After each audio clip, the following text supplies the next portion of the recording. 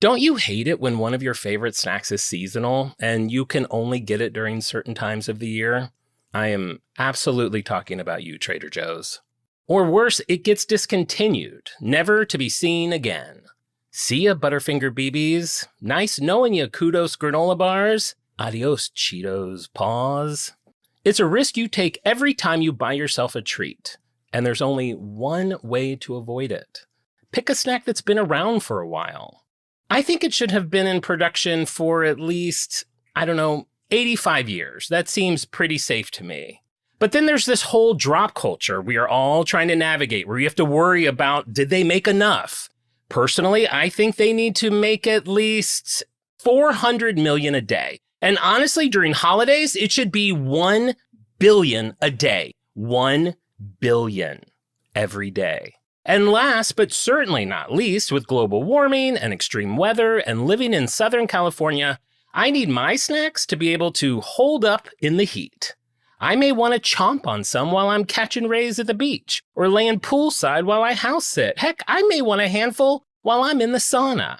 And I need to know with utmost certainty that my snack is going to melt in my mouth and not in my hands. And that's why this week's On Brand is on M&M's. We're all jazzed up, really having a cow. You want your favorite show and it's on right now. It's on brand. Welcome to On Brand with John and Marissa. Hey, I'm John. Hey, I'm Marissa. Okay. This is huge. This is big. Did we already do M&M's? Someone's going to ask. Nope, we did a Mars in a brand battle. I did have that thought. I was like, because I know there's going to be a time where I start to accidentally repeat, and it crossed my mind. It crossed everyone's mind. I knew that it would, wow, but we have this not. Is an icon. This is in the trophy case of brands. Okay, someone's having fun with the On Brand credit card. I stole that. I bought the M&M's, but then stole that when I was leaving the cash register. So we both have. Don't eat these during the show because I'm doing something at the end. Okay. I love peanut M&Ms. Who doesn't? So good. Who doesn't? Let's get our little display set up. We got all this going on. Now, M&M's, why? A bunch of reasons. It's summer. It's like a blockbuster movie snack, I would say. It's been very hot lately all around the world and country, and M&M's really holds on to the fact that they melt in your mouth and not in your hands. They act like their candy shell is steel. Honey, I've had them melt in my hand. Girl, I've had them melt all over my body. My belly button. In my navel, in my butt. They melt. But man, they really hold on. I don't even know if they use that as their slogan anymore. I don't even hate it when they melt and the like candy shell gives way with the slightest crack, slightest pressure. I like sucking on them until I like sucking the color off. Sure. I know somebody who does that with Advil. Oh, sucks the candy shell off Advil. Yeah. Advil, that's another good one. I find Advil one of the medicines that I'm perplexed by. Why? Because I'll get like a weird pain somewhere. I'll take an Advil and it finds it and it flicks it away. We talked about that. How does medicine work? How does medicine work? They were like, right away, sir. Reporting for duty. Headache, toe ache, period cramps. No matter what, we are on the case. Down the shoe. So weird. I know, they're great. Now, and M&M's is also one of my personal legacy brands. I think I told this in episode 1, probably. Oh, yeah. When I was a kid, I was not a normal kid. I would sit in my bedroom and write letters to companies. I wrote Swatch many, many times. I wrote M&M because I really wanted to know how they got the M on the M&M without breaking the delicate candy shell. And it was one of the first times that a company wrote me back, and they sent me a big fat envelope with like a little book on the history of M&M Mars. They sent me a coupon for a free pack of M&M, which I still have to this day in my East Coast unit. They sent me a personally typed letter on how the process worked. Signed by the CEO. Signed by Blue, the Blue M&M. And I even remember them, like, it left such an impact on me. I remember, like, them describe, like, what they said. They said it was a process similar to offset printing. I'm like, I'm a kid. I don't know what that means, but I never forgot that sentence. Yes. And I just thought it was so cool that I learned that companies may think you're an adult. Like they treat you like an adult. They weren't like, oh, Johnny, M&Ms are like a fairy puts them on there. Yeah. They're like, no, this is how it works. Sure. So I thought that was really neat. So Do companies still do that if a child writes to a company? I don't know. Do they give two craps? They probably Scan a QR code for our avatar chatbot to tell you about the process. Yeah, right. Wait, for a second I thought you were dogging Avatar, which, that put me in an apartment. Near and dear to your heart. It kept me in an apartment. A small apartment. A small, dirty apartment. Thanks, Avatar. I always have, the beginning of all my scripts, I have 3 bullet points. Why did I do it? Banter, brand. Okay. Now, this time for banter, all I have put is Iceland and chickens, because that seems to be what we talk about. When this show comes out, I am in Iceland. I will be in Iceland. I will have, the eclipse will have happened yesterday. Unreal. I don't know how that turned out. I'm assuming, yes, I do. It turned out great. Bjork saw me dancing and couldn't believe my moves. She came over. She's like, no words even had to be spoken at first. We just like kind of found our rhythm together. Just vibed. She bring you up on stage. She brought me up on stage. She took me to her home. She fed me some fermented shark. And you I was guys like, played Parcheesi and then spooned until you both fell asleep. Parcheesi. By the light of the eclipsed moon.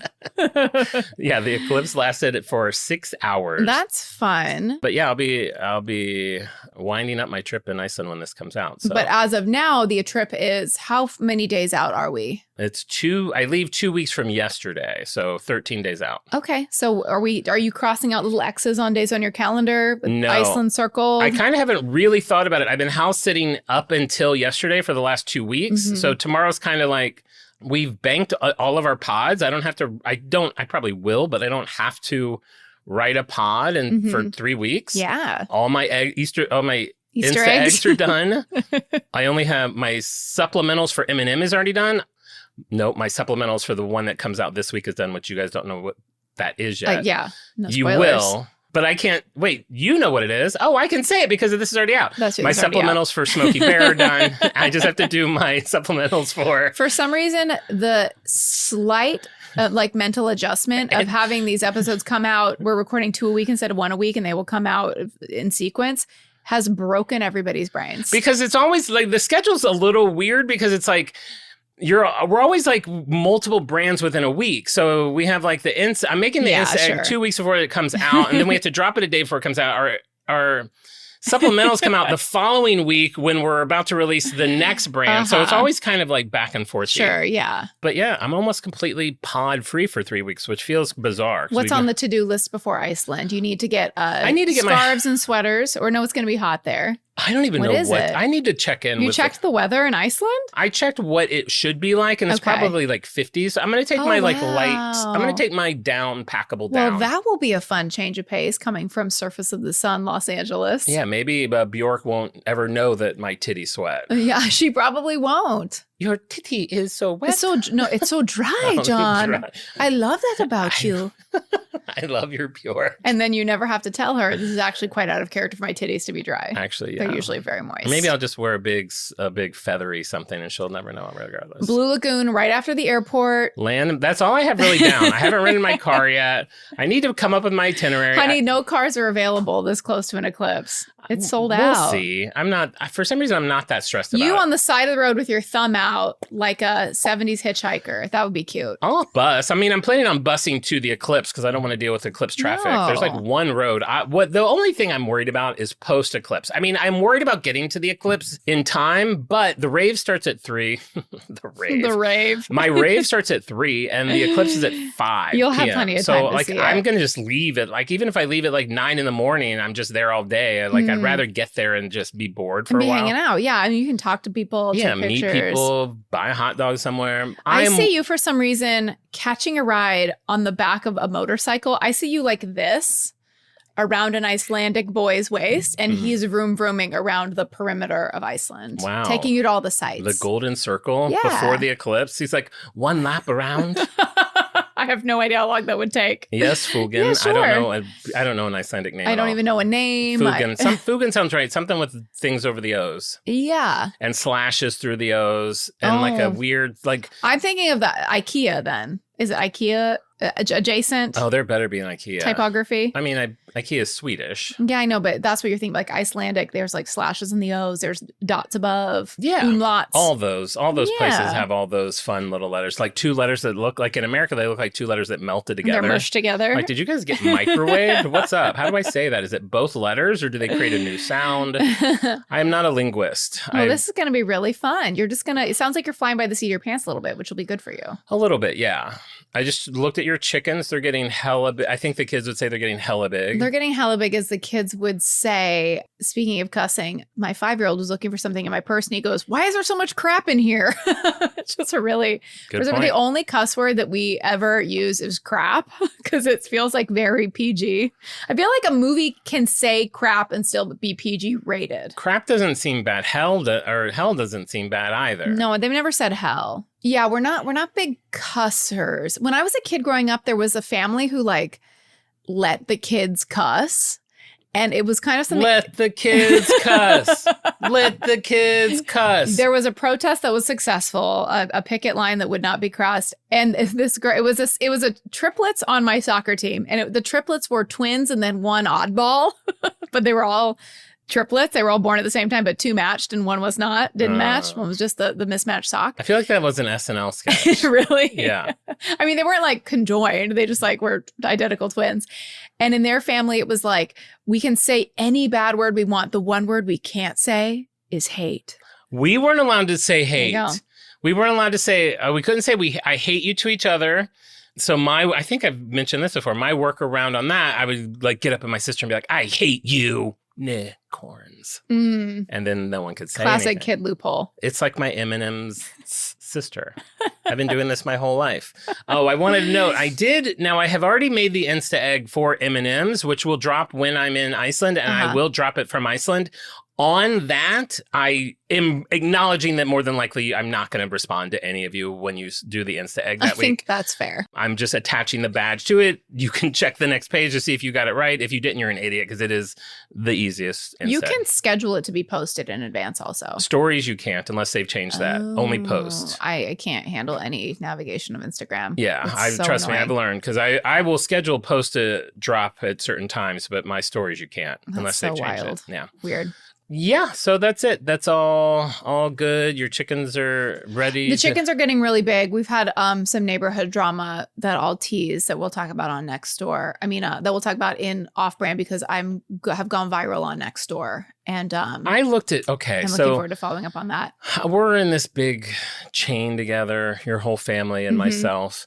Sometimes, and you guys like to screen grab things from Nextdoor. I Mhm. never open Nextdoor, but I did today because you guys were talking about probably what you're about to talk about. I'm assuming. I'm saving it for Off Brand. Okay, so we won't get into that. So what I'll say about Nextdoor is, God, I hate that thing.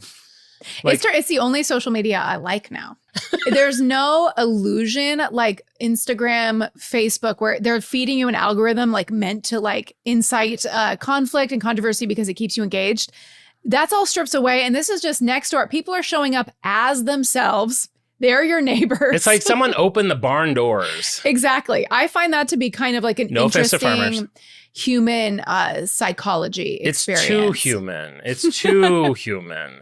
It's not good humans. No, it's the best human. There was a guy yesterday that was like, you see his little face, his little circle. He lives 3 miles away. He's like, "I'm looking for a female workout buddy." I'm like, "Sir, What's wrong with that?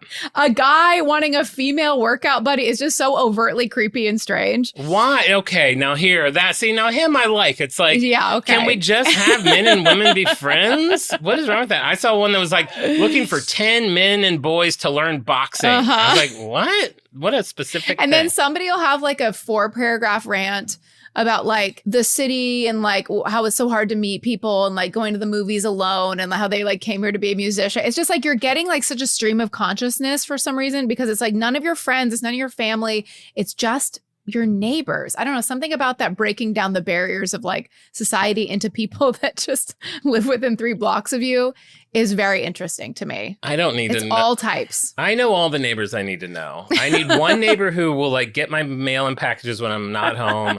I need one neighbor that'll occasionally make too much dinner and bring me a plate. Sure.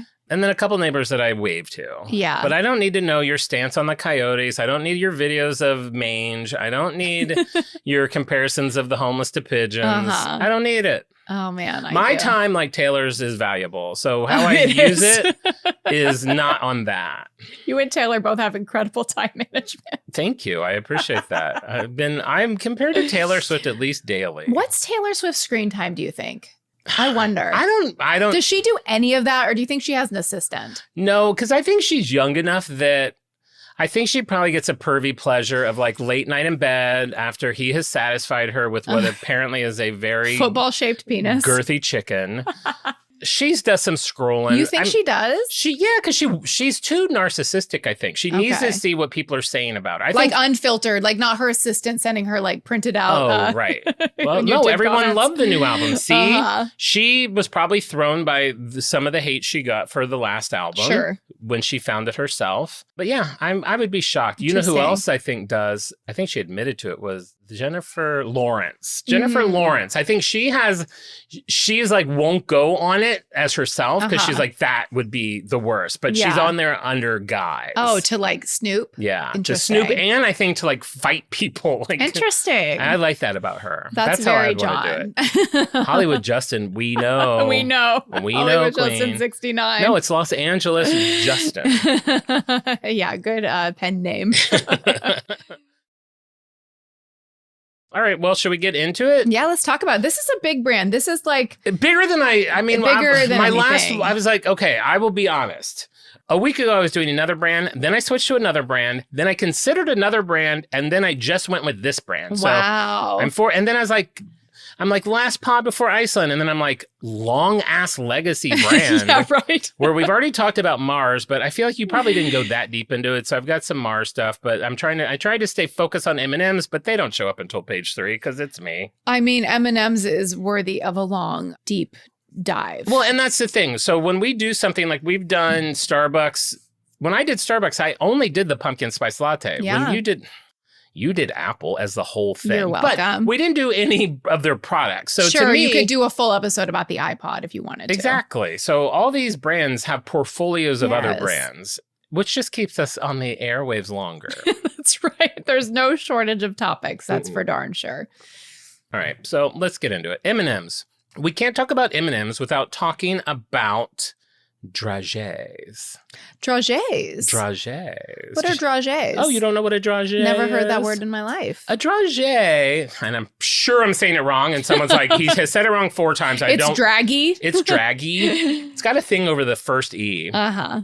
And I looked it up. It said dragée. Okay, it's beautiful. It would be a great name for your daughter. That would be my drag queen name on Runway. RuPaul's Drag Race. God, I'm like high. I haven't even eaten one M&M. Dragée away. Uh-huh. A dragée, you say, is a bite-sized piece of candy with a hard outer shell. Oh, sounds a lot like an M&M. Well, we're not quite there yet. Okay. It could be made of sugar, chocolate, other ingredients, come in various shapes and sizes. They're often used for decorative purposes. Historic note, sometimes they were made with medicinal ingredients, but today it's primarily a sweet treat. And I would say, aside from the M&M, one of the most famous dragées would be the Jordan almond. Oh, God, I love a Jordan almond. Talk about the dumbest. That shell is so thick. Bitch, it's like I've broken a tooth on that shell. It's like I go to a wedding, I get a little bag of Jordan almonds. I'm like, girl. Oh, I love them. It shatters. It's like marble. Maybe I need a fresh one. I have a feeling I've been eating them from like an old Italian woman's like jar that's been there since the 80s. If you get an old one, the shell is too hard. It's like a jawbreaker. And then the almond gives a little too easily, like it's a little rotten. The almond's a little like you in high school. That's right. It gives a little too easily. Gave a little too easy. Yeah, a fresh Jordan almond is divine. Maybe I haven't had a fresh one. So that'll be pickleball. Speaking of pickleball, last night watched Dink. Oh, yeah. How was it? New movie Dink. Yeah. Was I it good? loved it. Great. Who is that guy? Jake Johnson? Yeah. Star of New Girl. So funny. He's great. He is so funny in it. You know who he paired perfectly with? Who? That old lady from Back to the Future 3. Ted Danson's wife. Mary Steenburgen. So good together. So good together. I'm rooting for them as a Hollywood couple. Yeah, they're great. They were I really enjoyed that movie. So check John's movie reviews. Get yourself a box of M&Ms and turn on Dink. This is very reminiscent of when you're having your Sunday call with your parents and they're telling you about what they want. Who was that actress? What was her name? She's so pretty. She was married to so-and-so. I remember she had that funny line in that one show with Mary Tyler Moore. No, not Mary Tyler Moore. The other one, Carol Burnett. Oh, Mama's Family. I hated Mama's Family. You know, she was younger than Carol. So yeah, the Jordan almonds, the hot dragée. Now, you said medicinal. Dragée should have done a collab with Advil.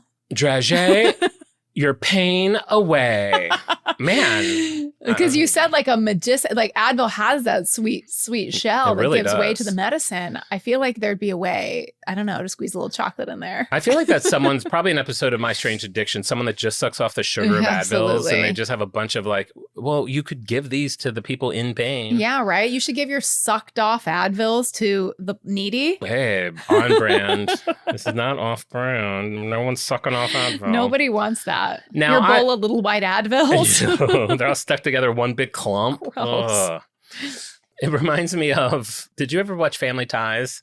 Yeah. Iconic episode of Family Ties with guest star Tom Hanks. Mm, Maybe you've heard of it. heard of him, yeah. Played the part perfectly. Bit of a alcoholic. Oh. No alcohol in the Keaton home except the liqueur in maraschino cherries. Oh. I okay. think I'm remembering all this correctly. And I think he like downed maraschino cherry juice. God, that sounds terrible. And everyone's like, you have a problem. He burps up a cherry. He ties this in with his tongue and he's like, you can do "I'm that, right? perfectly sober. Can't you tie a cherry stem with your tongue? I can. That's awesome. I haven't in years, but I could always. Hope I still can. I used to also be able to get my fist in my mouth, and that I no longer can. Ooh. So I'm not talking about Jordan almonds. The dragée I'm talking about is the chocolate bean. Oh, okay. We're going to talk about Rowan Tree of York, England. A candy company began producing sugar-coated chocolate dragées sold as chocolate beans as early as 1882. Mm. 1 year before Oscar Mayer hit the scene. So over the 50 years, they sold them as chocolate beans. 1937, they decided to give the chocolate bean a rebrand. They renamed them to Smarties chocolate beans. Mm. Then they got renamed again to Smarties. And these are not the American Smarties. In America, we have Smarties that are like a compressed like tablet, kind of like a Yes. flavored chalk. Yeah, like almost a Pez. Yeah, these are like UK M&Ms. I saw these at that specialty candy store that I was at a couple weekends ago. They are kind of like M&Ms. They're kind of like this. This $6 bag. Where did you find that? I found an English store. Oh my There was one gosh. in Eagle Rock. They have shut down. I found an English store in North Hollywood. Awesome. Ran over there to get this $6 for this. She's Wow, like, is I that all mean, you're getting? Importing, yeah. And I was like, yeah, $6. So we're going to do a taste test a little later. Fun. So they renamed them. They end up being called Smarties. They introduced colors to them. They're now coming in red, orange, yellow, green, mauve, pink, dark brown, and light brown. Fun fact, until 1958, the dark brown Smarties were dark chocolate, the light brown Smarties were coffee, and the orange Smarties were orange. And they still are today. That's the only one that's still flavored. The rest of them. Why am I talking like I'm running like the Jungle Cruise? I feel like I have like this weird performer voice. Only one that still are all modern Smarties today are just plain milk chocolate. And if you turn to your left, you will see an elephant with a soggy surprise.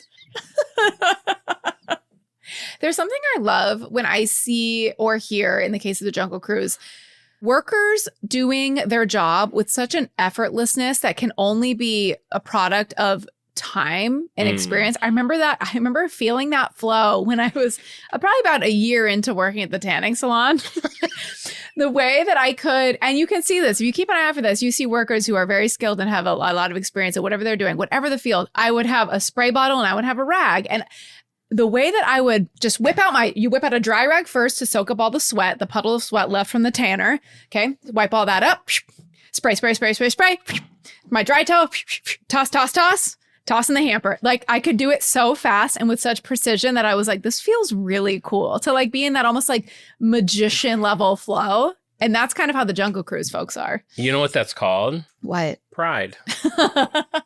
I do have pride. Where's my flag? Now we have to have a month for you for cleaning tanning beds. No, there is something about having pride in your job and like learning a job. I think about that sometimes with Skid. Like I've done it so long now. I think about when I was first there and probably like scared and stuff. And now like a crazy homeless person coming, I'm like, well, this is what you got to do. This, and like you just kind of, you do something long enough and it just becomes second nature. I just love seeing that. Like if it's somebody like cleaning something or sweeping or walking or like filing things, like if you see somebody working really quickly and efficiently at whatever their task is. And it's the same with the Jungle Cruise, folks. It's like they could rattle this off like in their sleep, like this spiel. And the Jungle Cruise is so on brand for me because it's that kind of like drop a dumb joke and like silence and like, okay, so we're not going with That's a coveted job in the Disneyverse to get the Jungle Cruise slot. That's the only job I would do at Disney. That and I guess press penny repairman, but I'm sure they have people for that. They recruited in my high school was close enough to Disney that a lot of people high school age and then after graduating would work at Disneyland because they were all like theater kids. Yeah. And somebody came to the school or there was like a audition notice that was passed around to like our drama department for being like the characters to walk around the park. And that was like my dream job at that time. And I guess still now, what a dream. The requirement, it's so specific. It's like you have to be the exact size to fit the costume. I am sure. So it's like if you're going to be Alice in Wonderland, I think Alice was shorter because she's like technically a kid. I think like to be Alice, you have to be like 5'1" at the most, or Tinkerbell, like it's like 4'11". And then for the other regular princesses, for like Belle, you have to be like 5'4" or shorter. And then if you're one of the older characters like Maleficent or, you know, the old fairy godmother, one of the hags, then you can be like 5'6" to 5'8", because like it's just they have one costume and it's like you have to fit it. And I was in between heights, so I couldn't audition for any of them. Yeah, it was really sad. I was obsessed last year. There was a woman on TikTok who played the evil queen from Snow White. Oh yeah, Maleficent. And is that who that Maleficent is? So she looked so wait, doesn't Maleficent have the horns? Yeah, isn't that who you're talking about? The one, it was like just a face through the face. She's like the mirror on the wall one. Yeah, I thought that was the same. Maybe they're the same, or I don't know. I'm not big on the Snow White universe. I know that Melissa has those horns. Anyway, this woman was so freaking good. Like people were going to Disneyland just to see her. And I loved watching her videos. She would be so snarky. I love it when a park like Universal's great about it. They let their Transformer guy and their Grinch be real assholes to the people. And they love it. But that's not really Disney's jam. This lady would be kind of snarky. But she was there for so long. And then one day it was like a post like Disney's like moving her. Like she had gotten so famous that Disney only wanted people when they saw her to see the queen, but they were now seeing the actress. She's like a celebrity in her own right, so it was not appropriate for her to be there. So they got rid of her, interesting. and that was so disappointing and sad. I'm sure Universal will take her. Yeah, I mean, God, I'll have to show you a video. She was so freaking good. All right, so that was what was going on with Smarties. Now we're going to go back a year after Smarties first did their chocolate beans. We're now in 1883. Frank Clarence Mars was born in Minnesota. Legend has it when he was small, he got polio. To help pass the time, his mom taught him how to dip chocolates and make chocolate candy. Who knows? That's a good polio hobby. Do you know what polio is? I didn't. Yeah, legs not work. Contagious viral disease. Is that scurvy? No, scurvy is from like not eating oranges. Polio, is that what Tiny Tim had? I don't think we know canonically what Tiny Tim had. We definitely do. Polio is what that president had. Oh. FDR. Reagan. Oh. Hey, Siri. What did Tiny Tim have? Tiny Tim is believed to have had rickets, tuberculosis, TB, polio, and/or cerebral palsy. Oh, wow. Another possibility is renal tubular acidosis. So we don't really know. It wasn't explicitly It was just stated. A mysterious... Tiny Tim wasn't real, right? He was real tiny. So he had polio, and his mom's helping him like get through it. Okay. That's all I have of his entire childhood. Great. Everything works out. December 29, 1902, he marries Ethel Kizak, a school teacher. March 21, about 2 years later, year and a half, give or take, they have a son, Forrest E. Mars, also born in Minnesota. Now, so he's born in 1904. Sometime before 1910, Frank and Ethel divorce. Oh. He had tried to start a candy company, failed. They get a divorce. Send Forrest off to Canada to live with his grandparents. March 28th, 1910, Frank marries another Ethel. Oh. Ethel Veronica Wow, Healy. he's a real thing for Ethels. Really? My love, you were so beautiful. Please tell me your name is Ethel. It's Elizabeth. Oh, maybe he just had like a lot of customized dishware and like a robe with a name on it. That would be He's just me. like, I had don't gone to wanna Home Goods replace and bought it. a bunch of discounted like guest towels. I was like, as long as his name starts with an A, Ernest. All right, 1911, Frank and Ethel number 2 start the Mars Candy Factory in Tacoma, Washington. Oh, okay. They start making and selling fresh, delicious candy. Their business fails. Why? Because there was another candy that was relatively new in Washington that was doing better than them. They kind of already figured it out. Maybe you've heard of it, Almond Roca. So they're kind of in that space. They're like, we don't need you. Almond Roca's here to stay queen. Be gone. Love Almond Roca. Who doesn't? Oh my God, those little logs. Fun fact, if you like sucking on those little logs, I like sucking those nuts off, and then I like scraping that chocolate off, and I like Same. getting to that raw, square piece of toffee. Almond Roca was what we put in David's mouth when he was sleeping and he got mad. He got so mad. This is like 15 years ago. David fell asleep. David tends to fall I asleep. mean, he falls asleep on the couch 85% of the times that we're hanging out, which is so funny because he doesn't want to miss out on anything. So he doesn't want to just like leave the room and go to bed. So his preferred way to hang out, he's always been so tired. He's like a sleepy boy. Sometimes he will leave the room and go to bed, and then we call him your roommate. We're like, what's wrong with your roommate? Because he like turns off all the lights. Yeah, he's so weird. But very often he just takes up the entire couch and falls asleep. And there was a night that he fell asleep and he was like very deep out, and we were well into hanging. It was probably This was pre-children. This is when we 1 hung out. a.m., Yeah. 2 a.m., We hung 3 out a.m. all hours of the night. all hours of the night. And we decided to stack things on him to We see like what we put- could get away with. I'm sure we have a picture of it, or maybe he made me delete it because it was so. We So put mad. so much stuff on him. Magazines, balls. Uh-huh. Either you or I started opening his lip, and it would make a smack, and then Yeah. that was making us laugh. We kind of pulled on his lip and we put an almond. We unwrapped an almond roca and Yeah. put it right inside his lips like that. Yeah. And then he woke up and was Steaming mad. furious. That chocolate melted. We should have put M&Ms in. If you are awoken from a slumber and candy is in your mouth, you have not a care in the world. Girl, I mean, I that would be just- great news. I just suck it in and eat it. yeah, enjoy it. Sweet. Talk about sweet dreams. Sweet. I love that. Fun hack on Almond Roca. It's Oh. kind of expensive. If you really like it and you have a Trader Joe's near you at Christmas, they sell what they call English toffee in a tub. It is Almond Roca. I confirmed it. I went, I Is it compared really? the ingredients, the exact same ingredients, same manufacturer. So, and those are unwrapped. So man, you don't even have to worry about the gold wrapper. You just Oh. get like 2 pounds of these little logs. That's my go-to. I get it every year from Trader And Joe's. those are Almond Rocas. And I get a couple of them, and it's great to bring if you're going to someone's house for the holidays. it and feels it's- very It substantial. feels really fancy. Though it's not expensive, but that's a really Used to fun be thing to show up with. $8.99, then $9, now $10. I bet this year it's $11 or $12.99. It goes up. It's been going up about $1, but still, you get a lot. Cheaper than almond roca. I'm Cheaper than Almond Roca. Almond Roca comes in a small little pink can Yeah. because they're paying for that gold foil. They're paying for all the other Premium. things. Yeah. 1920, so they have this, they're trying to do this candy thing again. 1920, he's still determined to be the candy man, moves back to Minnesota, or they move back to Minnesota, and introduces the Mar-O-Bar. The Mar-O-Bar is a chocolate-covered candy bar with a whipped cream center. The problem with that is whipped cream is very delicate. It can spoil easily. Yes. It can separate. It can break down. You cannot ship it. You're not It shipping probably has like a shelf life of like 2 25 hours. Like, Yeah. you can't have like whipped cream sitting out. I know. It's not You the crazy? best. So it's going to be a local sell only, Uh-huh. which I don't know that he minded. I don't know that Frank ever had global aspirations like Forrest will, but it's a local candy. Meanwhile, him and his son are estranged. I mean, you give your kid up and say, go live with grandma. You don't love your parents that much, I guess. So they're estranged. Forrest goes to college. First, he goes to University of California in Berkeley. He finds his way to Yale University. In the summer of 1923, yes, I know what you're thinking. Isn't that the year that Popsicle started? It is. Forrest is in Chicago working. Sucking on a popsicle. Sucking on something.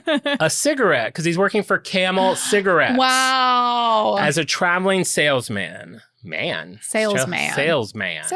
Yeah, back then they're like, yeah, I'm a salesman. You would go door to door selling cigarettes? No, he was doing part of their guerrilla marketing campaign. So what they had him doing, just leaving loose cigarettes where children were playing, doing the fun like pull it out of the air and then put it in a kid's mouth. Yeah, and gotta get him young. He would take Camel ads and post them on like lampposts and buildings. You know, like you would always see like post no bills or anything. I think that's for people like him. Like, don't put your ads up here. That's fair. I think that's what bills Camel are. Cash is how you bought your bike, right? Yeah. Camel Cash. Did you run into this guy at all on your travels? We corresponded. He delivered my bike, Forrest Mars.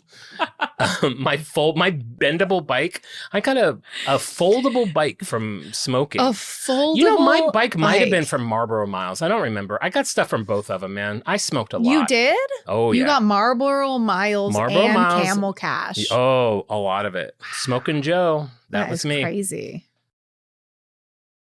So he really wants to like do great at this job. He's putting these ads up everywhere he can to the point that he is arrested for vandalism. For posting bills. Interesting. Gets arrested for vandalism. I'm always curious about that because every time there's like a construction site or there's like plywood board around anywhere in LA, it'll be covered in those bills, those like plastered up signs. Usually movie posters. But yeah, I'm like, this feels to me, I mean, not to be a dork, but I'm like, this is kind of like vandalism or like, but it'll be like a Beyonce album or like the Odyssey. I'm like, you guys are sending people out with that like glue on a big wide paintbrush in a bucket, wallpaper glue in a bucket. I'm assuming they paid a license on there, but I don't know. That's so weird. I don't know. And maybe a building likes having the whole corner of their construction site look like the Devil Wears Prada too. They just threw up a giant, boss, they're putting up a giant high heel. Is that okay? Yeah, I mean, is Meryl there? No Meryl. All right, so he gets put in jail. Who's he going to have bail him out? He doesn't have a bunch of friends. I don't know. I didn't read that. I'm just assuming. A lonely man. Daddy Chocolate. Okay, hello. We're ring, estranged. ring. Ring, ring. Daddy, yes, I forgive you. Quick question. Can you get me out of jail? So he helps him get out of jail. They immediately head over to a diner to have a conversation and catch up and apologize and be father and son. Come crawling back to daddy when you need bailing out. They order a couple of chocolate malts. Oh. Now that may not seem like a big deal. Okay. Chocolate malts at that point had been out for 1 year. Chocolate malts came out in 1922, and they were an invention of Walgreens. Are you kidding? No. Was Walgreens like a pharmacy that had like a soda counter? Yeah. Okay. And so Ivar Colson, who was a soda fountain manager at a Chicago Walgreens, a popular drink at the time was a malted milk. So that was milk, chocolate syrup, and malted milk powder. And he's like, Sarah, you know what I'm thinking? What if I put in 2 scoops of ice cream into this and mix it up and see what that Nothing tastes is made worse with 2 scoops of ice cream. Oh, Ivar, don't do it. I mean, are you going to pay for the ice cream? Ivar, you're going to get fired. Ivar, shut up, Sarah. He puts the scoops in, he stirs it up. It is an instant sensation. Apparently, the malted milk was almost like a medicinal, like health drink because it was like a milk. Yeah. And now it's like this big, like... It had like some kind of like mineral properties to it that they were saying like it'll make kids strong. Your cat just jumped 10 feet to catch a fly. There's a lot of flies around. Nobody loves malted milk more than you. I love malted milk powder. I make the maltiest of malts, man. They are so good. I've been craving a milkshake. I never have milkshakes. I had a root beer float last night. Did you? Really I was good. craving a Coke float the other night, but I didn't have any vanilla ice cream. Have the Coke, but no float. So these boys are enjoying their chocolate malts. Frank starts telling Forrest about how his Maro bar is kind of a dud. It has limitations. And then I'm picturing this whole thing like a movie moment. So we have Frank over here kind of just like, this is like Forrest is just looking at his dad kind of rambling on. This is a man that he's not even close to. And he's like telling him all of his stories. It's not like, I'm proud of you. Oh, you went to Yale? Let's celebrate you. It's like, oh, what was me? I made this candy bar. It melts. I made it with things. He's just kind of blanking out listening to his dad. Sure. And then you hear then Forrest starts to focus on all the things around him. And here's the waiter like, 2 more chocolate malts, 2 chocolate malts coming up. He hears straws slurping. He hears lips smacking. His dad's still rambling on and he just can't take it anymore. And he says, what if you make a candy bar that tastes like a chocolate malt?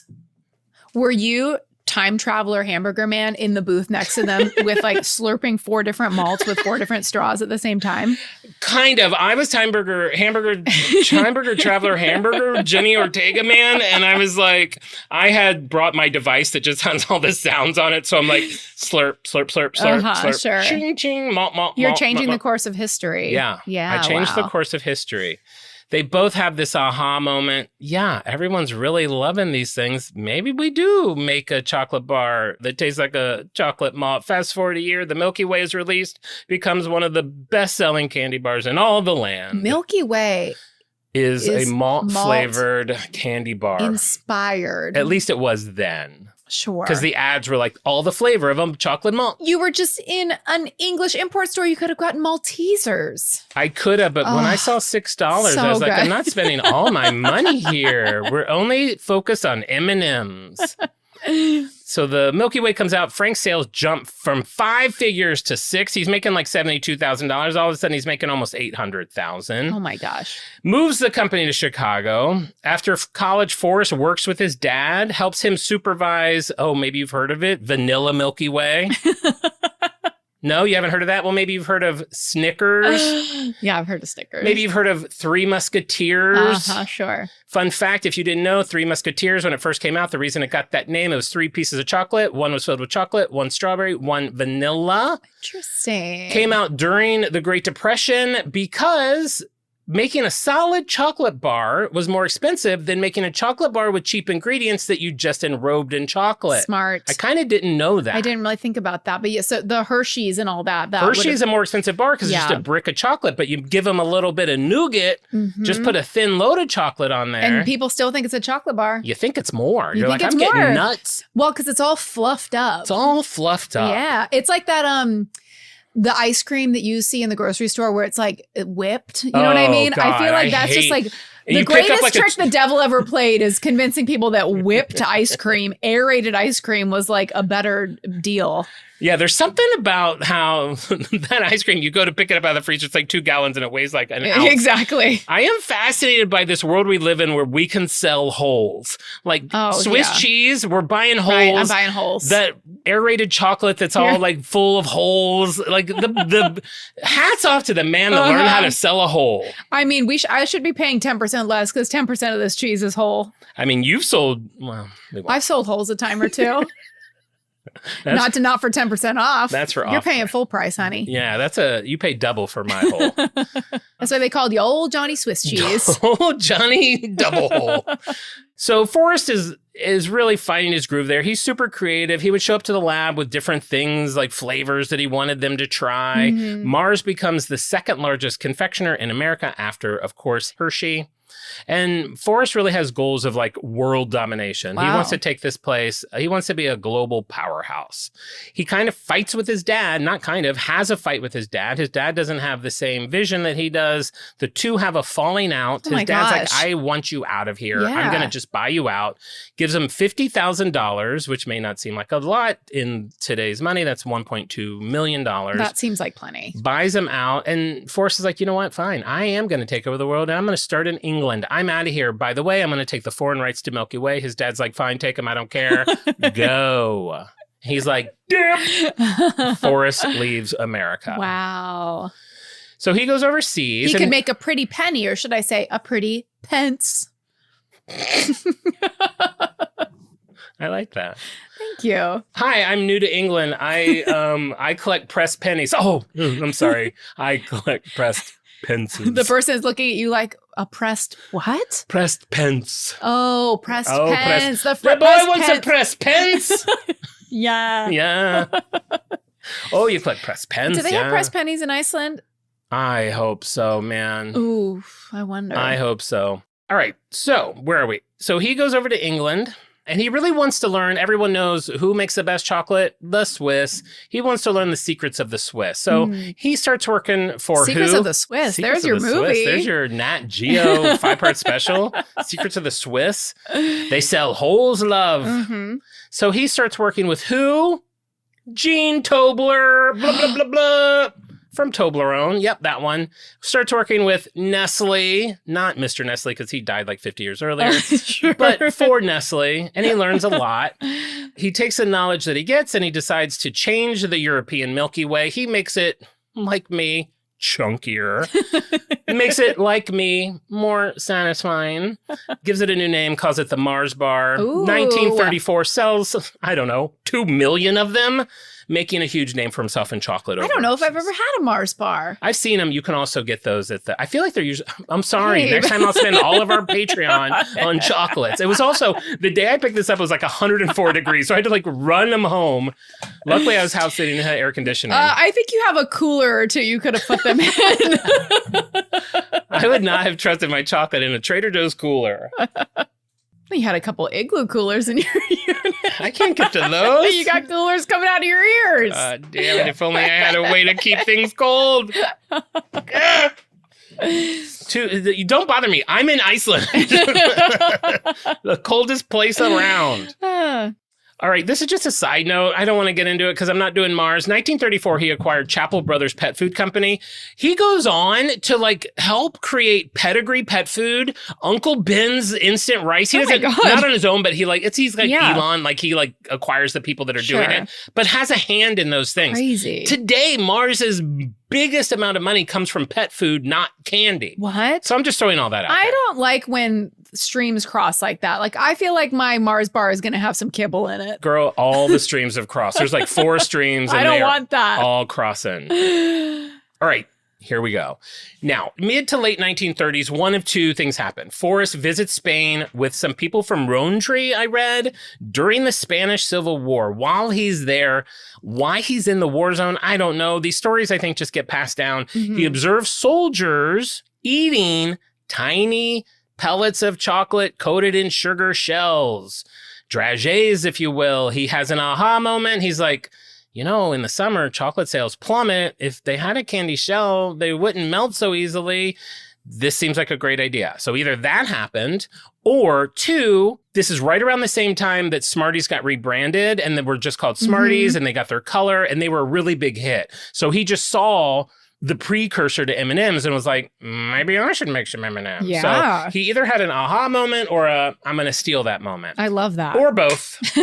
However he gets there, Forrest decides that he wants to make a dragée. He wants to enter the dragée game, and he wants to do it in America. That's right. He's ready to reclaim his spot at Mars. He's ready to upend his daddy's legacy and turn Mars into the dominant force in American candy. Meow. Meow. We should come up with a new dragée. I feel like it's time for a new one. Yeah, we need a new dragée. What would it be? What flavor would the on-brand dragée be? So you don't like peppermint. I like lemon. You like lemon. You like cinnamon. I like cinnamon. I don't know about like a cinnamon chocolate though. I don't know. Mexican chocolate. Yeah, it makes me think of mole. Yeah, savory dragée. There's cinnamon in mole, right? Yeah. Sure. I like saying mole like mole. Ooh, sachet away mole. Dragée. Dragée, mole. The new mole dragée. Have you had on-brand's new mole Jolet? That would be a very confusing first product for us to offer.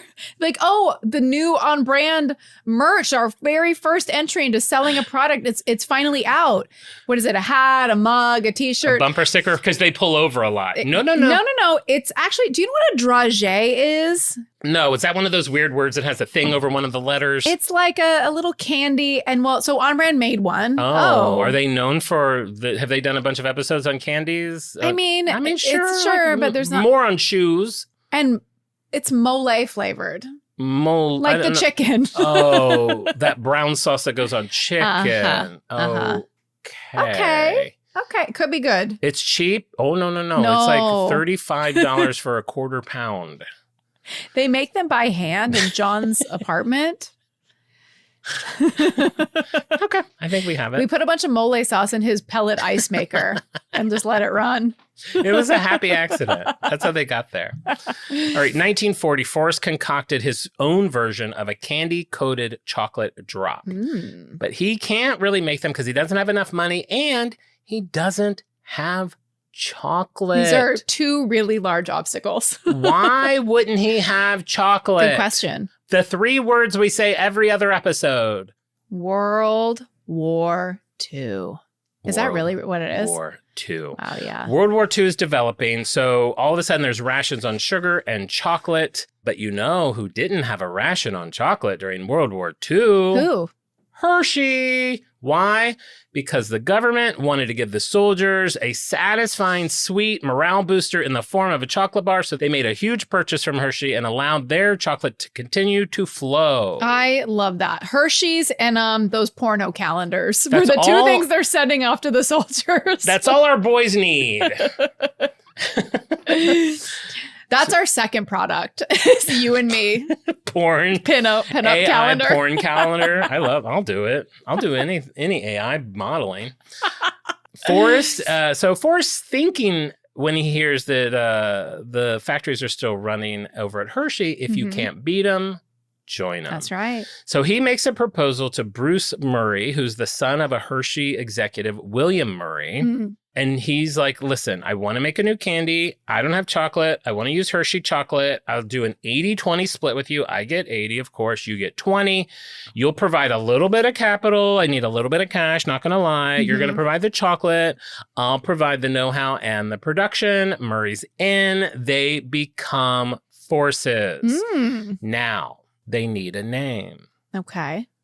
Mars and Murray need to come up with the name for their candy. So Mars is like, I don't know. And Murray is like, well, Murray. we could call him like Mars and Murray chocolate beans. He's like, I don't know. That seems a little long. Uh-huh. Hmm. Did they like write out all their ideas with like one of those letter boards like you had in your bathroom with your And then inspirational they quote? gotta fight They and slammed smash it, it. and all the letters fell off except the M's. M and the M.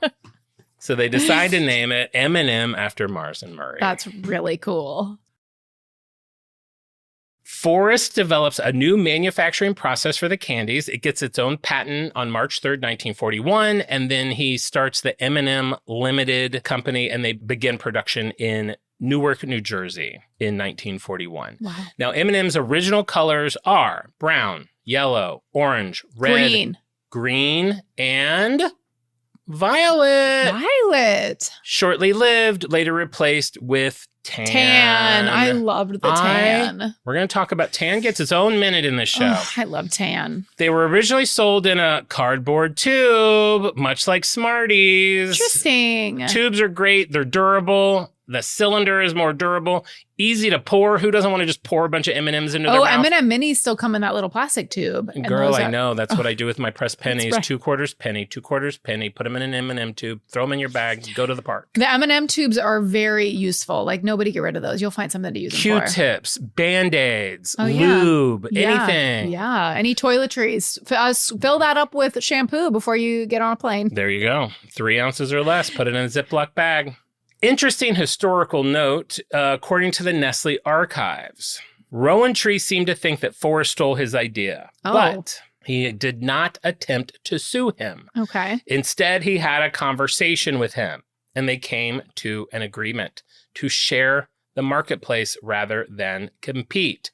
Mars would sell M&Ms in the United States with zero competition from Smarties. Mm-hmm. Rowan Tree would sell the Mars bar in Canada, Ireland, and South Africa. Okay. So they both just got different territories. I think that's why, we don't know Smarties at all. Yeah. I think now they know M&Ms. They have but M&Ms there, yeah, surely. that's all It's changed. the But candy conglomerate version of putting a line of tape down the center of your bedroom. I love that. A la I Love Lucy Uh-huh. and many other fun shows. I think The Simpsons did it too.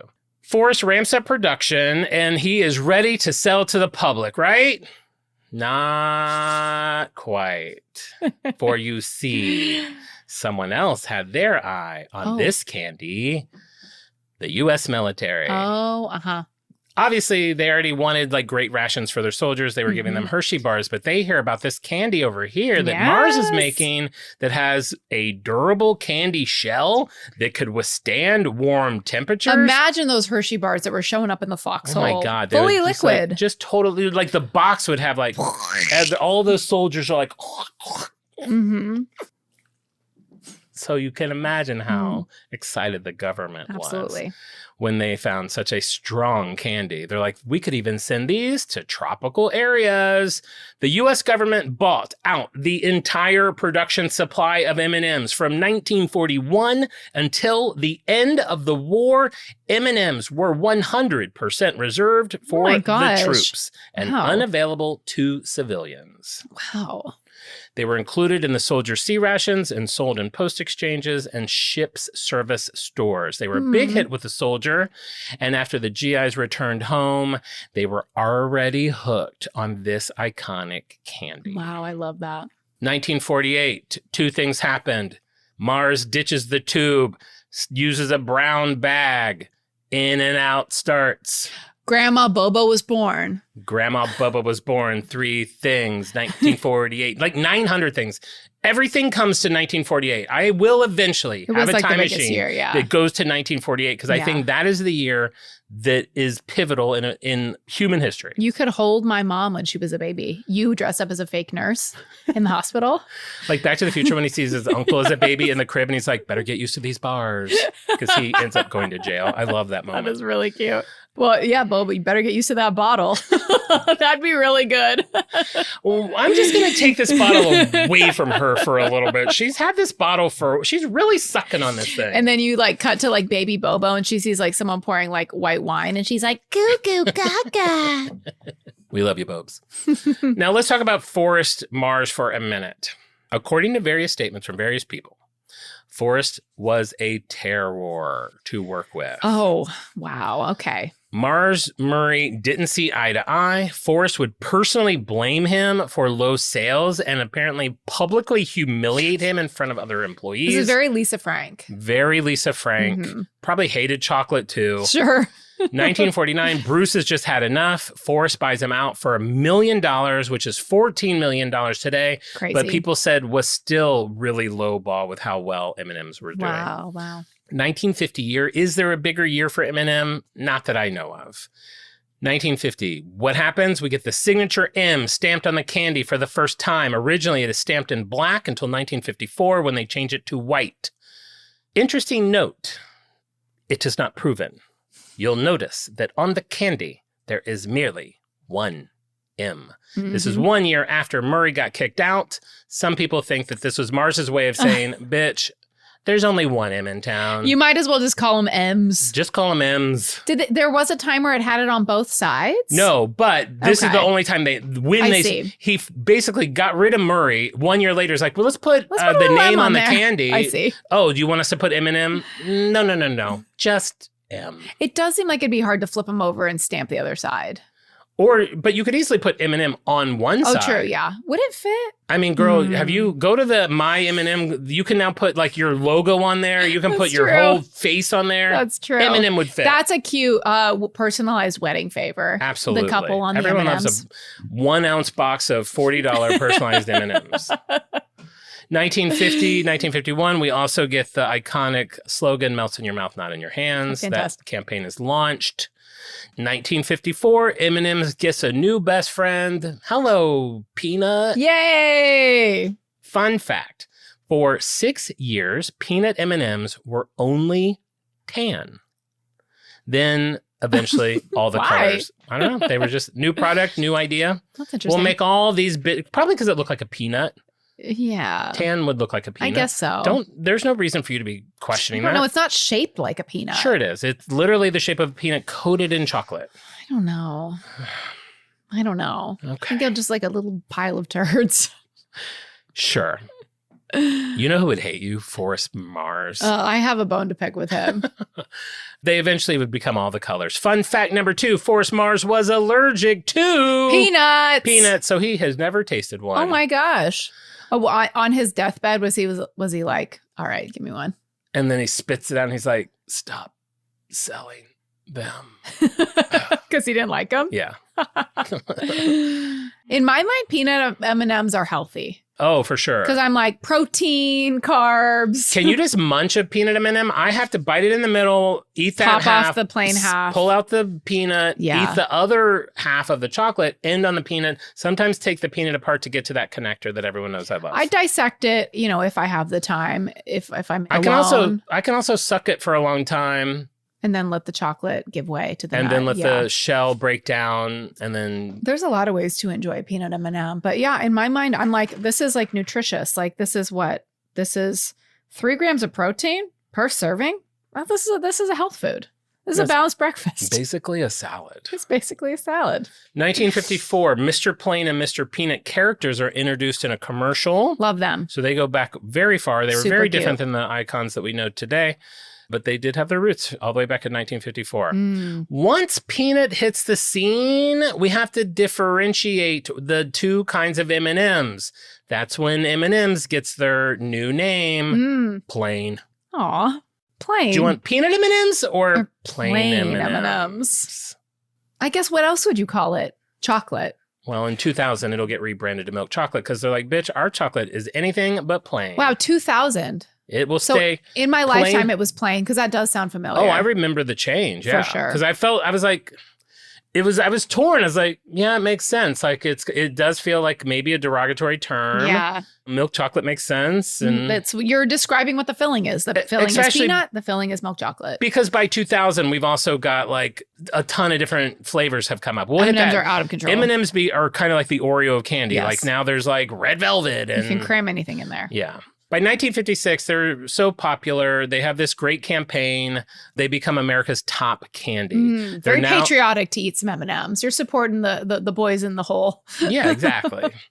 They have built up the technology of their equipment to be able to coat 3,300 pounds of chocolate centers every hour. So they're just pumping these things out. Crazy. And I wasn't kidding on my cold open. Now, on like a busy day, they can make 1 billion M&Ms in a Insane. day. 1963-64, with a lot of persistence and a lot of little like sneaky, Mhm. Forrest manages to collect all the shares of his father's company and gains full control in 1964. Wow. He combines his company that has the pet food and the rice and the Mars bar and all that with Mars and just becomes this huge company. Now, I want to talk about Forrest a little bit more because I found a few articles about him that were very interesting, including his obituary. So he introduces some things that are kind of unconventional at the time. I doubt that they're the first, but they had like open office plans where like everyone can like Wow. see everybody. Just plain black desks for everybody, universal time cards. Everyone from like janitorial to executives had to time in on a time card. Crazy. Performance-based bonuses. He became literally obsessed with quality control. Most notably with the M on the M&M. If it was not perfectly centered, he would lose his mind. Wow. He gave employees the power to stop the line if they saw any crooked M's on the M&Ms or anything wrong at all so that they could fix the problem. Could I take those crooked M&Ms home? I'm like, no, I promise they were crooked. I know they look totally centered, but they were, I don't know, I could be tired, but they were crooked. Uh-huh. My mouth's all full of like Lucy at the candy factory. Uh-huh. He would go around town buying random bags of M&Ms and checking them to make sure Wow. that the M's were perfectly centered. What a psycho. If they weren't, he would call up employees in the middle of the night and wake them up from a my dead God. sleep and tell them to get into the factory factory and recall that batch of candy. Insane. He was willing to throw out thousands and thousands of product for perfection. I will judge a candy or a product. Like, I keep buying these crackers from Trader Joe's and the entire bag, the crackers are broken. To me, I don't care about like a visual difference. If I looked at these, I was like, oh, the M&M is sideways. I would not care about that. If they were all like crunched and munched up, that would be a problem. But I'm eating these in the dark in a movie theater. I don't care if the M is sideways. I was going to say, but I'm a Virgo, but you are too. But he also, maybe because it's his name, I think it's just like it's like a mental health thing. He's obsessive. Yeah.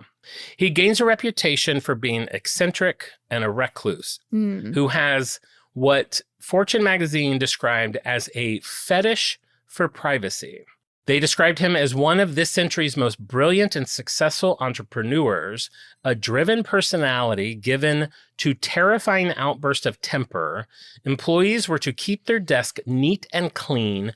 Once he hurled a basket of papers off a senior executive's desk because it was too cluttered. Wow. Managers who failed to meet growth and profit targets were fired.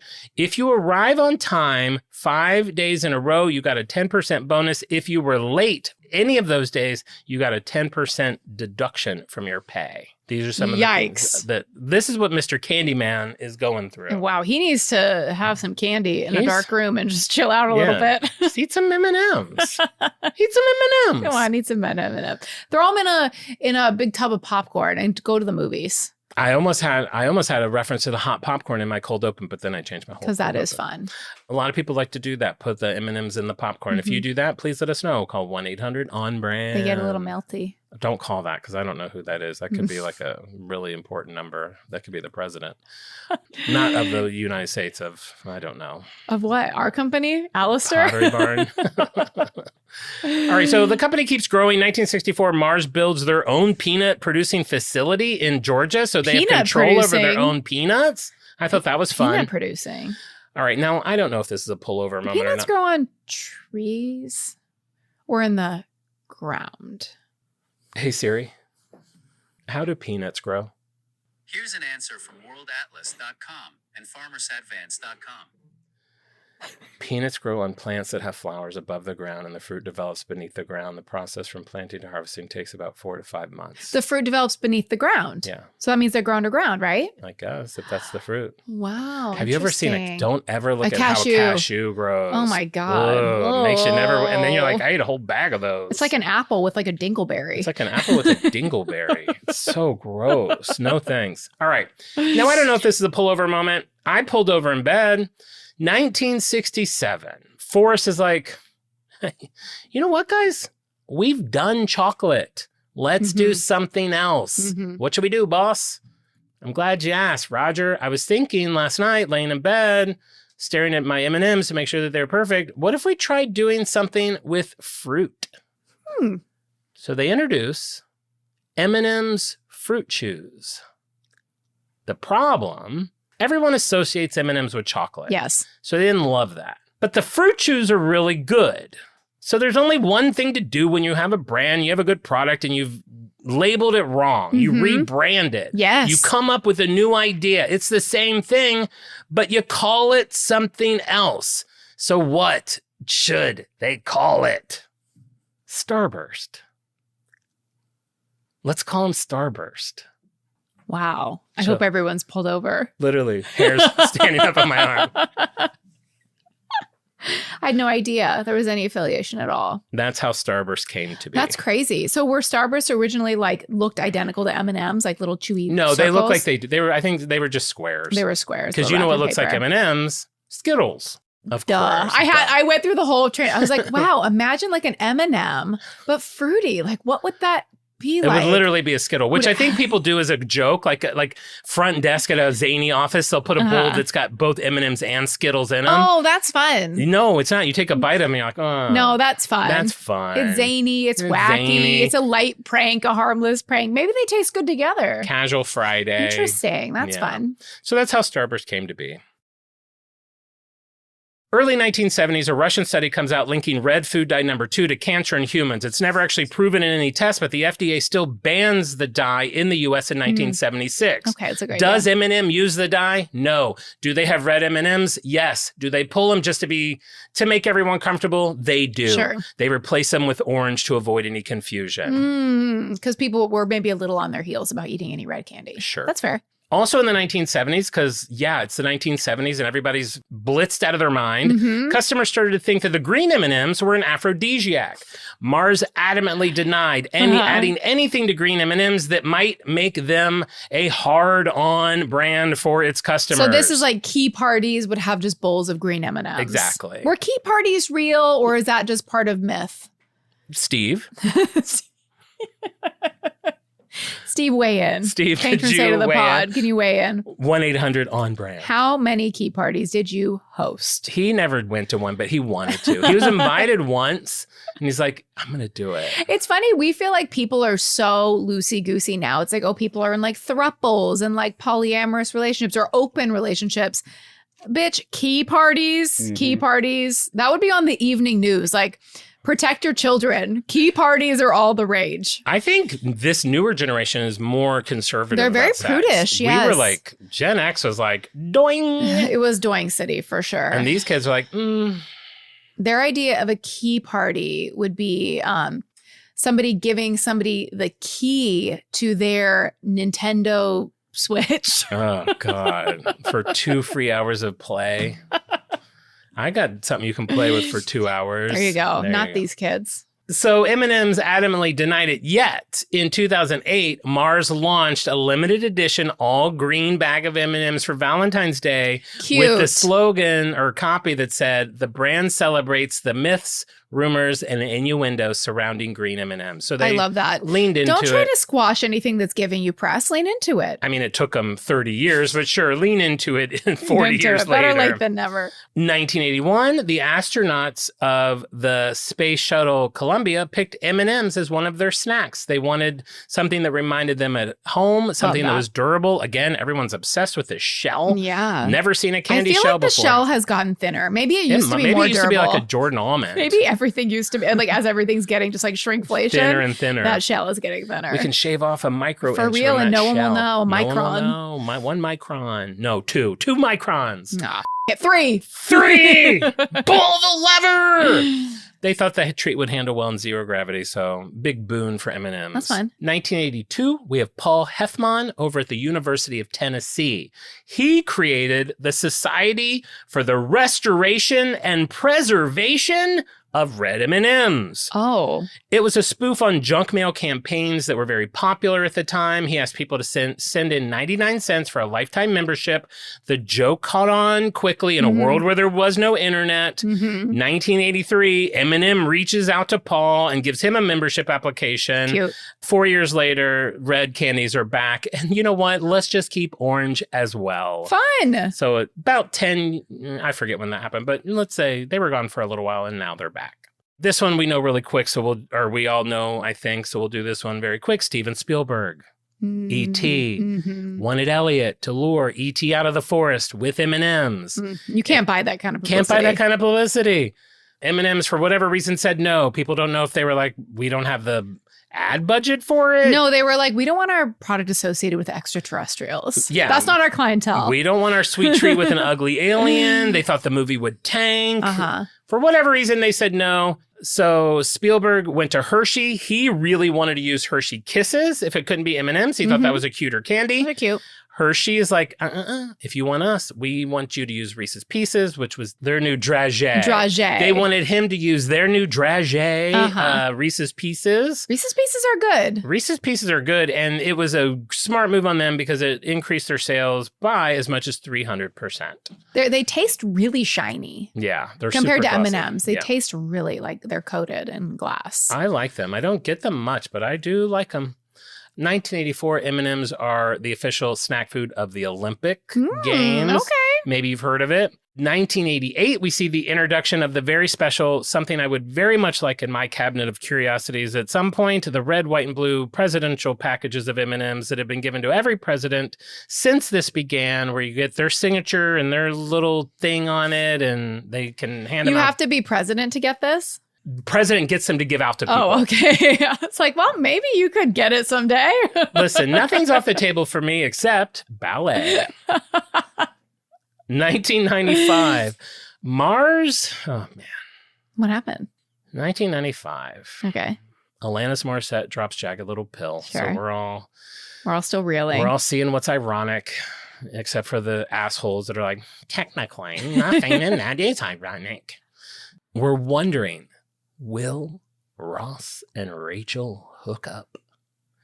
While all of this is going on in our heads, Eminem's like, some dick over at M&M's is Yeah. like, we have brown and tan? Seems a bit redundant and kind of dreary. How rude. Let's lose tan. Nope. They have a consumer voting campaign to replace tan with either pink, purple, maybe, or blue. Yeah, blue wins. I remember this was talk of the town in elementary school. That's all anyone talked about. Yeah, that's all anybody spoke about. Once blue won, this is the world we lived in at the time for anyone that's living in this world now. When blue won, the Home Shopping Network televised a promotional video to introduce the blue M&M, Uh-huh. and the Empire State Building turned blue. God, how What a quaint. That's the equivalent of like when you look at an old newspaper and they're like, Linda on 123 Sesame Street is having a nephew visit town. And like that made the news. That is the exact same. We didn't know how sweet we had it. We didn't know. And I bet more people like voted for the blue M&M than in any of the past elections of the past 15 years. Don't get me started on Rock the Vote. I will say that, ironically, the Empire State turned blue this year to celebrate, actually this month, to celebrate Taylor Swift's wedding. Cute. As her something blue is my Mhm. understanding. They had the same bulb from M&M's just lying around. Finally, we can use this bulb again. Eat. 1986, Easter and Christmas M&Ms are launched. These are pastel. They replace the M with a bunny chicken egg. Oh, They replace the M with a pine tree, bells, and candles. They eventually go back to just using the M, but I bring this up because I do think this opens the door to where we are now, where now any holiday, any flavor, can be any color combination. It just kind of opened up us out of those like 6 colors. That green, red, and white was a staple every year for Christmas to Yeah. have a candy dish of those lying around. And you know what else became a staple was I don't go into the commercials of M&M's. They have a lot of fantastic commercials. But probably the most famous and the best one is the Christmas one, where you've got red and yellow M&M sneaking into the living room, and Santa Claus is in there, and they both see each other, and the M&Ms are like, he is does real. exist. No, he is And real. then Santa looks at them and go, they do exist. I think they are real. No, I think it's they do exist. I He have a does link exist. actually. So let's go to the commercial. It's a classic commercial. I mean, they don't make them like they used to. And I feel like this one still airs It does. It's at Christmas. So you think Santa will like these red and green M&Ms? I don't know. I never met the guy. He does exist. You're right. Do exist. Burned in my amygdala. Damn it! I was so sure I was right. God damn it! Ow! Scrap this whole episode. It's such a good commercial, though. I think I remember it because as a kid, I thought that grammatical choice was strange because the debate about Santa is not if he exists or not, it's if he's real or not. And I remember kind of being hung up on that as a kid. And I think that's why I remembered it, because it's like, he does exist. It's like, that's just not how Santa is referenced in his, Right. you know what I mean? It's Right. like he's either real or not real. Because people will say, "Oh, he's not real." He's not real. They're like, Santa doesn't exist. Like, that's not how people talk about Santa. Here's all I know. I've watched this commercial twice in the last week and still thought it was real. Because that's what it should have been. That's But what- yeah. it doesn't flow off the tongue quite as well. And like, they are real. I don't know. Yeah. Maybe that felt too on the heels of Terry Hatcher's They're Real and They're Spectacular. It would have been, yeah. It would have been right around the same Right time. around that time, probably. 1997, M&M opens M&M World in Las Vegas. There's now several of those. There's one in Times Square, some out of the country. It's one of the only places I go to when I'm in Vegas because it's right next to the Coca-Cola store. I don't really care about. I don't collect anything M&Ms. What do you do when you are there? What do you walk get? around. Just walk I like how around. bright it is, and I think I have gotten some pressed pennies there. But it is literally right next to Coke, and if you don't do anything in Vegas, you got to fill up your time. I can only spend about an hour in Coke. You seeking out. I mean, in Vegas, everything is hard to get to. Like, It you'll takes me see a building and 40 it's like, minutes to walk It's a there. 40-minute walk. It's across the street. It takes 40 minutes. You seeking out a destination because it's bright and they have pressed pennies. No, Marissa, I sought out the Coke store. I went to M&M because it's next door. So what are you getting at the Coke store? You're getting a charm for your charm I'm bracelet. probably getting like a Diet Coke magnet. I'm getting like a little Diet Coke coin purse. I'm getting, who knows? I'm patches for your jeans. patches for my jeans. Some stuff for the unit. Yeah, Sure. the usual things. Great. 1999, Forrest dies. At the age of 95. So he lived a very long life. Chokes on an M&M. Choked on 9 M&Ms. Oh, man. No, don't be crass. It's not crass. Oh, it's not? Like crass.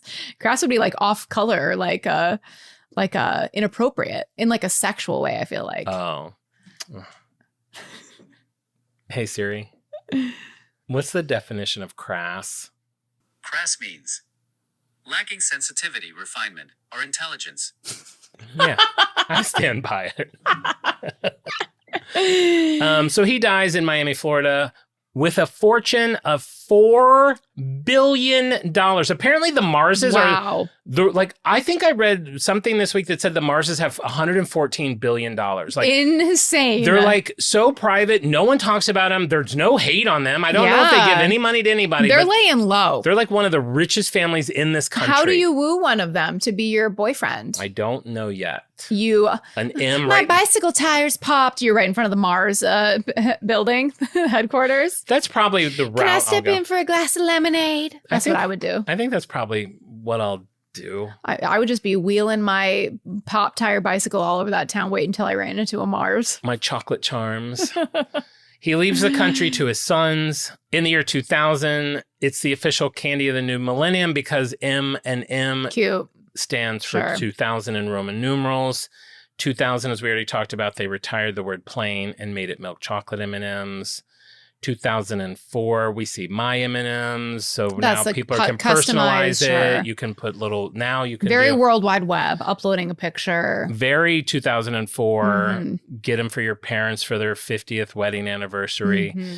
The 2000s, we see them start expanding into like, there's the Amazing chocolate bar, like the candy bar that has M&Ms in it. Oh, yeah. There was That's pretty M&M good. cookies. Yeah. We see Mini. We see Mega. They just start playing around with all of it. Mhm. And we start to see, I don't know if you remember, in 2008, they came out with M&M Premiums, which came in like a, kind of like a Lindt truffle, Okay. like triangle bag. Sure. And they weren't hard and crunchy. They had like a softer kind of like, Did you eat them ever? I did get them. Okay. Because they would be like purple with like gold flecks on them. They were like a little Weird. bit fancier, but it was like it was an upscale M&M. It was like a fancier chocolate. Yeah, they came in like almond, mint chocolate, Interesting. mocha, raspberry, triple chocolate.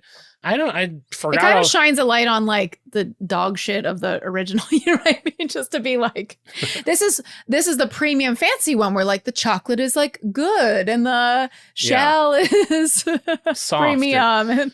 But everything has its place. Sure.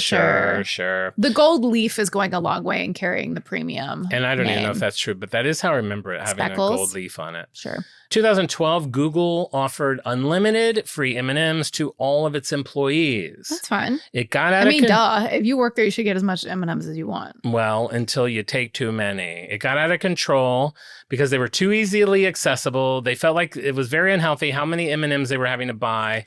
So they hid the M&Ms to make them a little harder to find. And in the place of where the M&Ms were, them? they put healthier snacks. And they said in Hid them like you had to go down to the boiler room to get your free M&Ms. basically, they just weren't on the front desk anymore. Oh, wow. They said within 7 weeks, the company had eaten, and I don't know who did this math, 3.1 million less calories. That is so insane. I mean, like, wouldn't you get sick of eating them if you're working there? Where like the elevator's failing because of like the weight capacity was being exceeded. Like too many, like who cares? Like let them eat as much M&Ms as they want. My question is, I hope they're in like the little fun-sized bags and everyone's not just raw dog in a big bowl of M&Ms or Just a dispenser. Feeling around. Yeah, just take, or maybe the little metal scoop, so you do a little scoop in your hand, Sure, or in that's the little probably Dixie it. cup. I need to know how they were divvied up. One of the last things I want to talk about, the characters. I didn't really go a ton into the characters. 1954, they're introduced. Over the 60s and 70s, they changed a lot. They were kind of for a long time, basically a stick figure with an M&M head. Wow. 95 is when we really see this major relaunch of the characters that we know today. Mm-hmm. We have Red, who was played by John Lovitz and Billy West. He's kind of cynical and sarcastic. Mhm. We got Yellow, who John Goodman played at the very Oh, beginning, and the then best. J.K. Simmons played. He's simple and sweet. Orange is paranoid and anxious. Green is confident and alluring. Blue is cool and prideful. Mrs. Brown, who was played by Vanessa Williams, who I loved, Mhm, she's was great. intelligent and witty and took no sass from no male M&M. Mhm. The most recent one, introduced in 2022, is Purple, who represents authenticity and confidence and is all about inclusivity. Cute. So now they've got their The whole... green one's hot, right? The green lady. Who's the hot one? The one who wears like high heels. She's like the Betty Boop of M&Ms. Who's the hot There's M&M? one of them that's like sexy. I think it is probably the... It's green, I think. I think a green. Yeah, she has like high heels on. She's like the Yeah, triumph. confident and alluring. Yeah, alluring. Alluring, yeah. Alluring. It just says slut. Green, the slut. Quick fun fact, the depiction of the M&Ms, this incarnation that we know now, was Mhm. made by Will Vinton in 1995, who 9 years earlier had created the clay animated California Raisins. Oh, cool. Fun. Fun fact that you can throw out at a party, Fun. might show up at a trivia night. Yeah, and then, like I was saying, from 88 on, there's just constantly new flavors coming out. You've got almond, peanut butter, crispy, dark chocolate, coconut pretzel. Crispy's Endless. good. I think there are like red velvet and birthday cake and like Yes. everything at this point is like they're just always throwing out new things, see what sticks. Mm-hmm. Today, M&M, Snickers, Milky Way, all the candies of Mars brings in $18 billion annually, and that only represents 36% of what Mars brings in. Wow. And then just this month, Mars announced a new variation produced entirely without artificial dyes.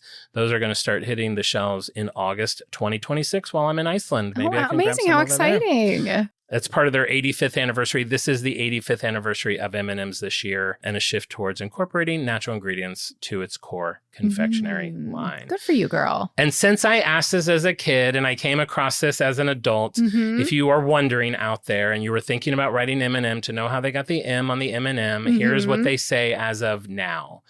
The blank M&Ms sit on a special conveyor belt with a dimple for each candy to sit in. They roll through a machine. Vegetable dye is transferred from a press to a rubber etched roller that gently prints the M on each piece of candy, hopefully directly in the God, that has center. to be gentle, doesn't it? To not crack It's the like shell. it's like this. An angel's kiss. It's not like somebody with a little M stamp on their lips just going down to each one. I'm the M kisser. That's a good Jobs gig. you never knew existed. I am the M kisser. Well, there you go. That's M&M's. Iconic brand. Iconic candy. I did want to quickly do, you're doing a taste test between Smarties and M&M's Okay, to see great. which one is which. Okay. A blind taste test. So don't eat them all because you need to see what's left to see which it is. Okay, first I'm doing the cup on the right. Quite good. Oh my God. The first two I ate were orange Smarties. So they literally taste like orange. I wonder if that's what I'm noticing because I forgot that they were fruit flavored because something struck me and this is like, That is going to completely change the game. but now I want, no, that's definitely, yes, I ate an orange one. Damn it. I shouldn't have put those in there. So the orange is the only one with flavor on it. Yep. The rest of them That's are so just funny. These M&Ms are so good. I thought like, oh, these must be the British ones at first because they were really good. Smarties are bigger. It looks like they don't use quite as artificial of a dye. Like they're kind of more muted colors. I They don't know. look like they were made with like onion peels and Yeah, like blueberry skin. uh-huh. Like the blue on the blue M&M is like electric blue, and the Smartie is like my eye. And the shell does give a little bit differently. It's just more substantial. It's like bigger chocolate. The M&M seems so small compared to them. I've been going to town on the Trader Joe's M&Ms. You ever get those? No. They're really good, and they're naturally dyed like this as well, but they taste very similar to these. Oh my God. Forrest would be, my M's are all over the place. He'd be livid. He's rolling over in his grave. This one looks like an S. All right. Well, now that This you know one's what- an N. This one's just a lowercase n. Man, they're good though. I like M&Ms. I like They're Hershey really good. chocolate. I like all American stuff because It's really good. we're We raised grew up with on it. it. All right, The you know the Smarties are good story. Is it on brand or off brand for you? It's a hard on brand for me. I freaking love M&Ms. Yeah, They're me too. amazing. I love them These too. Smarties are really good too, but they are different. It's not strumming that nostalgic chord on me. I like the crunch of the M&M. It's a little more shardy. This one kind of, I don't know. They're big. They're chunky little boys, Yeah, but they're good too. they're I a mean- softer bite. They don't have quite the crunch. I just love candy. I just love candy. But I don't like to end on candy. I hate having my mouth taste sweet. I'm gonna have a swig of marinara sauce or something. Do you have a spoonful of marinara I could have? Yeah, you can crack open a thing A of Rouse. Rouse. All right, well, there you go. That is our show. I have no freaks of the week this week because we're too far ahead of the game. So I'm just going to say everybody's a freak of the week. And we'll just give a shout out to everybody. We're just going to for give a shout out to listening everybody and say thank you. And I'm glad we were able to provide a new show for you instead of going dark for a couple of weeks. Mm-hmm. And we'll be back in our next episode, we'll hear all about Iceland and all that stuff. I cannot wait to hear about this. trip. It's Especially gonna on be Off Brand. If you're not part of our Patreon, join. My whole next Off Brand will be all about Iceland. all about your new Icelandic boyfriend. Yes. All right. Well, there you go. Thank you guys so Yay. much. Have a Well- great weekend. And we'll see you Tuesday or Thursday. I don't know. I would say do the Insta egg, but John is in Iceland, so we'll see. We'll see. But yeah, check us out on Instagram if you don't. If you're not on there, we do fun things on there. I do a puzzle every Wednesday. We post a lot of extra material on there. If you don't subscribe to us on YouTube, please do. It's free to subscribe. We did hit our goal. We're at over 1,000 subscribers now. Yay! As long as we stay above that number, we can start slowly monetizing. So that's super exciting. So now instead of asking you to subscribe, I'll also ask you to watch our videos because they do base it on our videos being streamed. Just hit play Yay. and walk away if you don't want to watch them on there. Just hit it to continuously play. Just play all and then go to bed. Play all and go to bed with I a love cheek that. full of M&Ms. At On Brand the Pod on Instagram, at On Brand the Podcast on TikTok. Our YouTube is, I think, On Brand the Podcast. Yeah. So look for us there. And then Reddit is On Brand Podcast. And I think. Reddit is On Brand Podcast. God, just do some combination. And, you'll And find it. hopefully John is going to share some pictures of Iceland in the Discord and the Patreon as well. So please check us out there if you want an extra episode of On Brand on Tuesdays. Then with that being said, we'll see you on the other side. Bye. Bye. Brand.